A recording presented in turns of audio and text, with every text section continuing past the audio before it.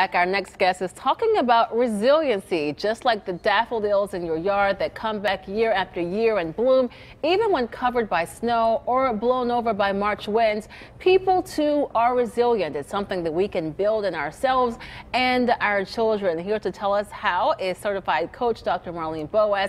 It's always so good to see you. Thank and I feel like this is such an appropriate topic because life can really knock us down sometimes. It really can. I mean, just part of being human, you're going to have some difficult times in life, whether it be a loss, some kind of tragedy, disaster. It's going to happen. Yes. So the best thing to do is to live your life so that you really, really build your resiliency. And how does one go about doing that? Because normally the unfortunate, the unexpected comes from out of nowhere. That's I mean, right. sometimes you know it, but more often it seems that it just happens and it's unexpected. You didn't see it coming. That's true. And we admire people who are resilient, who go through whatever kind of difficulties they do and they rise above it. And so we admire that. But to understand that we can build that in ourselves is important. And one of the important things to do is how we talk to ourselves, to be very kind and self-compassionate to ourselves. Oftentimes we say things to ourselves that we would never say to someone else. That's true. Right. So to be kind to ourselves and to look even at little challenges that we face and we make it through, to reflect on how we did it and what we learned from it and what strength. And this is a lifelong practice, and we can become more and more resilient and also teach our children how to do that. And I'm sure that our children will model what we show them. And I like to think I'm an optimistic person, but there are those moments, and I try to think, don't focus on the negative. That's right. But, you know, live your life in a positive way. I mean, negative things come and negative things do happen, but don't dwell on them. That's true. And the thing about resilient people, when things happen, they don't view themselves as a victim. They acknowledge, just like you say, yes, that happened. Maybe I did or didn't have control over any of it, but they don't stay in that victim place. We probably all know some people who are always victims of everything. Me. Always, yeah. You don't want to stay there because that diminishes your resiliency and it really makes life harder and really decreases your happiness too. So when you don't take that victim stance and look to the next thing is, what can I do in this moment to move in a direction that moves me forward?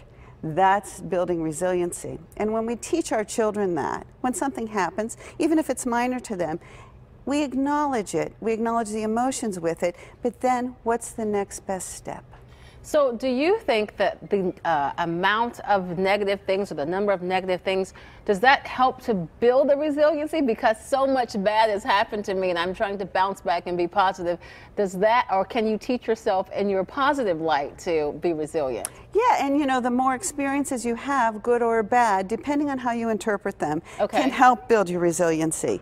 So when you come through difficult things and you feed the thoughts of how you made it through and really build on your strengths, or maybe work where areas you could really improve it, that will build your resiliency. And it can be built. Some people are naturally more just optimistic. Right. But you can still change those thought patterns. And how do you go about doing that? I know you said journal is always one of your advice. So always journal and maybe share with close friends or family if you're comfortable. But become aware of it. And then really work and shift the thoughts. And like I said, what would you say to a friend who was saying that to yourself? If you put yourself sort of in the third person, how might you encourage someone who's in that situation?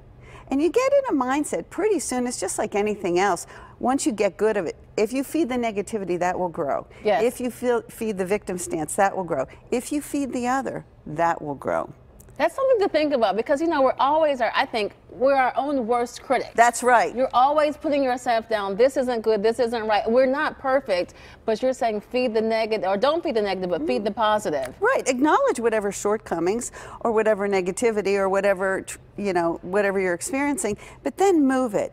And, you know, I do a lot of disaster response, and one of the things we do is to help people make the next best step. What small action can you take right now to move yourself in that direction? So it's not this overwhelming, I'm in this terrible place or this terrible situation and I'm never going to get out of it. That's just overwhelming to think of it like that. Right. But if you go, okay, right here and now, this happened, it's not good, but what can I do to take some control and to move myself forward. And that's resiliency. That's the nugget I'm going to take away from this entire interview. Think of what is the next best step. That's right. And it can be no matter how small. No matter how small. It can be just, you know, what am I going to do in the next 5 minutes? But that's a decision, and you're taking control, and you're tapping your personal power to make things better. How do we teach that to our children? Well, you model it, as you said. The other thing is when they come to you with a problem, instead of, you know, blaming the people or the child with whom they had the fight or the school or whatever, you acknowledge that, acknowledge their feelings, and move them to, well, what do you think we should do about it? What can we do? You know, let's say they failed a test or something. Right. Well, perhaps you could study more or whatever. You help them develop options of how to respond. Excellent. Great advice always from you, Dr. Marlene Boas. Now, thanks to certified life coach and regular PTL contributor Marlene Boas. For more life coach tips, you can check out Marlene's monthly newsletter. You'll find the link at kdka.com/PTL.